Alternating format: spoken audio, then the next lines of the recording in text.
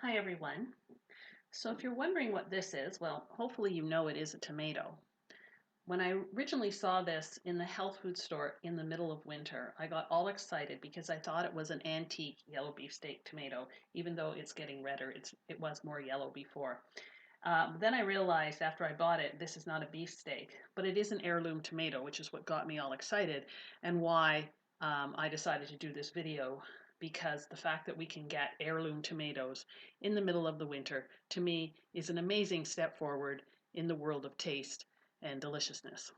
So what I'm going to show you is a quick little recipe to make this into a simple sauce. It doesn't take very long at all. And the reason why it is so delicious is because this is an heirloom tomato. Now I've already made this with other tomatoes like this that are not, as I said, antique yellow beefsteak, but this is a Brandywine, and you can get orange Brandywines, red ones, yellow ones, ones that are a combination of red and orange and yellow like this one. You can get all kinds of different colors, and they're really sweet and really delicious. So they make an excellent, excellent little sauce, and this is a very quick sauce. So there's not much to it. All we have to do is, whoops, get our knife out. There we go. And we're going to just cut this in half and then quarter it. Take out the middle part. Okay. And do this to the other half.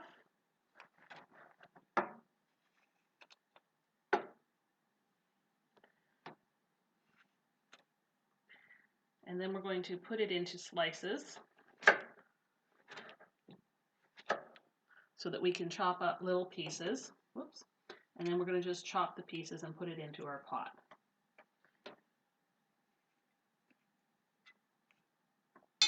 So I won't make you watch me do the whole thing.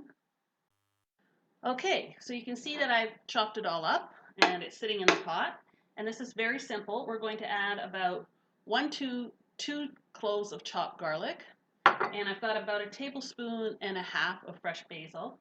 We're going to add a little bit of cream at the end, and we've got some sea salt and pepper for seasoning. And that's all there is to it. So you could do all this raw if you liked. If you want to just make it into more of a salad, you can do that as well.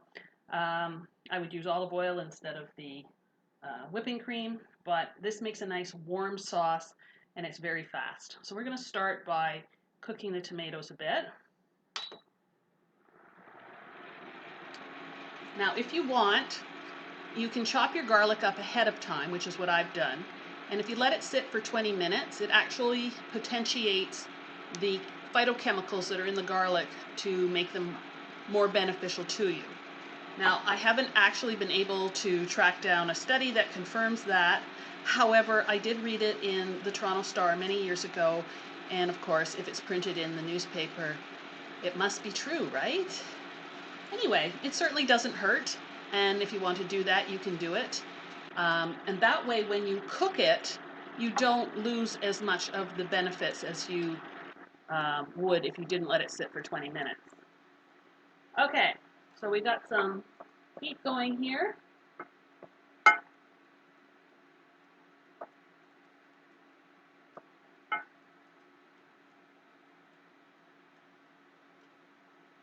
And then when it starts to warm up and you think it's cooking well, you're just going to add the garlic.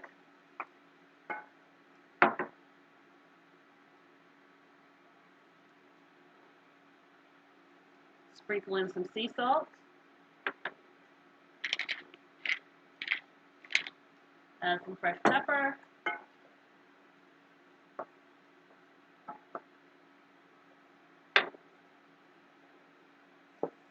And then the last thing you're going to do is to add a bit of whipping cream. I put in about 2 tablespoons. And we're just going to bring that to a boil.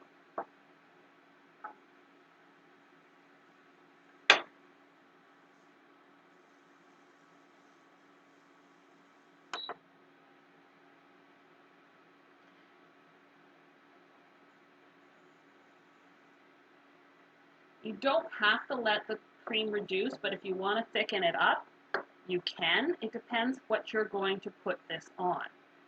So I'm going to show you a couple of options that are really cool.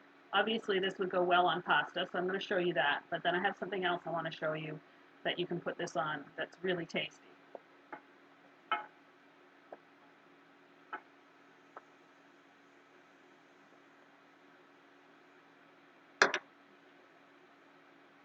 Now, if you don't want to use whipping cream, you can use full-fat coconut milk, or you could do this just with olive oil and the tomatoes and the garlic and the basil as well. So it depends on what you like.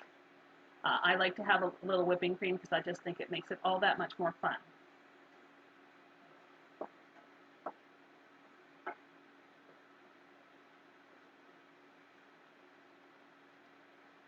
And you can see it's starting to thicken up.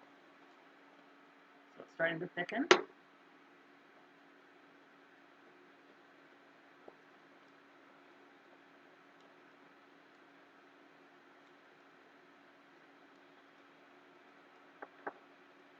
All right, and when it's at the thickness that you like, then you're just going to take it off the heat, and you're going to add the fresh basil. As you can see, I chopped this fairly loosely. I like nice pieces of basil, and you're just going to throw that in, and look how pretty that looks. Very pretty. Okay, so I'm going to show you what you can do with this. Okay, so here's what you can do with this. So obviously it goes very nicely on pasta, and you can just spoon it on like so. Look how pretty that is.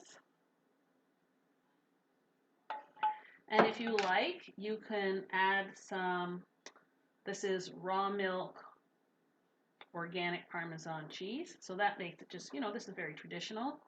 So you can do that. From a digestive perspective and an intestinal perspective, the wheat, of course, has resistant starch in it. You could also use brown rice pasta, which has resistant starch. That's really good for your gut. Tomatoes are prebiotic. Garlic is prebiotic. And, of course, basil aids digestion. So you've got a nice little meal here that will aid gut health.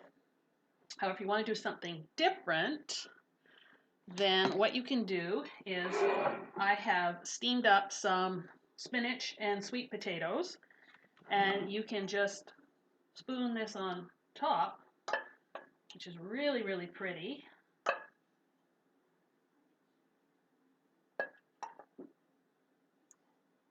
And this is an excellent way to serve vegetables that probably your kids will like. You can put other vegetables in here. You can put zucchini, you can put kale, you can put whatever you like in here, but this makes a great topping for vegetables. If you want to turn it into a quick lunch or a simple meal, you could add some chickpeas. You could actually add the pasta in here as well and have the vegetables, the pasta, and the sauce on here. And you could, throw in some chopped chicken or whatever you have that would give you a protein source. And it's pretty and it looks nice. And again, from an intestinal perspective, the sweet potato has the resistant starch in it, plus the other ingredients are really good for the gut as well. And if you want, you can sprinkle some raw milk cheese on here as well. And this is adding a fermented food, so raw milk cheese and aged cheese of any kind is fermented. If you wanted even more fermented food, then instead of using the cream or the olive oil or the coconut milk, you could use some plain yogurt and you put it in after you take the tomato sauce off of the heating element. Okay, so I hope that gives you some ideas. I'm going to eat this now because it's lunchtime and that looks really tasty to me.